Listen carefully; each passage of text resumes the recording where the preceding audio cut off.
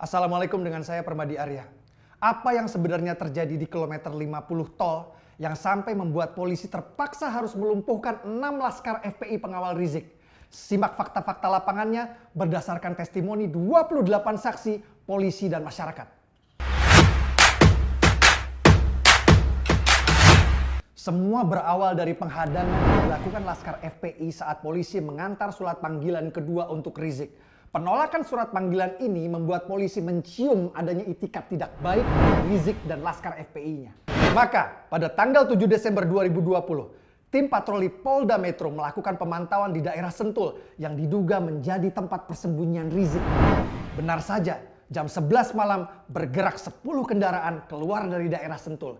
Diduga satu mobil berisi Rizik, Hanif mantunya beserta 9 mobil pengawalnya.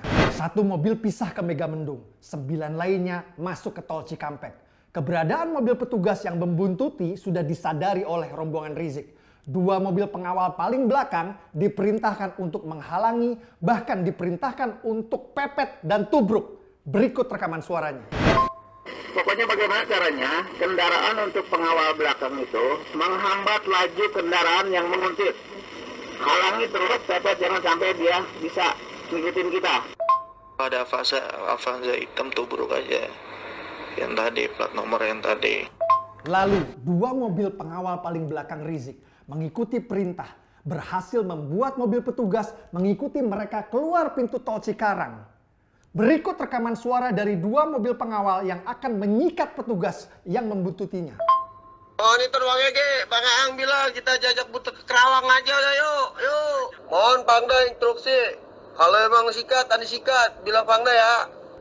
Begitu keluar tol, salah satu pengawal Rizik menabrak mobil petugas di sebelah kanan depan, lalu melarikan diri. Mobil pengawal Rizik yang kedua berhenti di jalan untuk menghadang mobil petugas. Saat mobil petugas berhenti, keluar 4 laskar FPI bersenjatakan samurai, celurit, dan tongkat yang mendekati mobil petugas dan mulai menyerang dan merusak mobil. Petugas yang berada di kemudi mengeluarkan pistolnya dan menembakkan ke atas sebagai peringatan sambil teriak, "Polisi!" Keempat pelaku penyerangan lari ke belakang mobil mereka. Lalu tiba-tiba terdengar 3 letusan. Rupanya 2 laskar FPI yang di dalam mobil membuka tembakan. Salah satu dari tembakan laskar FPI mengenai kaca depan mobil petugas tembus sampai peluru bersarang di jok tengah. Sementara keempat laskar FPI yang berada di luar sudah masuk ke dalam mobil dan mereka tancap gas. Mobil petugas kembali melakukan pengejaran. Saat berusaha menyalip dari sebelah kiri, petugas melihat pistol keluar dari kaca penumpang depan yang membuat petugas melepaskan tembakan. Posisi kemudian berganti ke sebelah kanan yang mana petugas kembali melepaskan tembakan. Terkena tembakan, mobil pengawal Rizik masuk ke rest area kecil kilometer 50 dan apesnya terhalang oleh sebuah mobil yang sedang keluar dari posisi parkir sehingga memaksa mereka untuk berhenti. Mobil petugas pun tiba. Para petugas langsung turun menghunuskan senjata mengupung dari semua sisi sambil membuka pintu mobil dan memerintahkan untuk turun. 4 laskar FPI turun dan tiarap di jalan.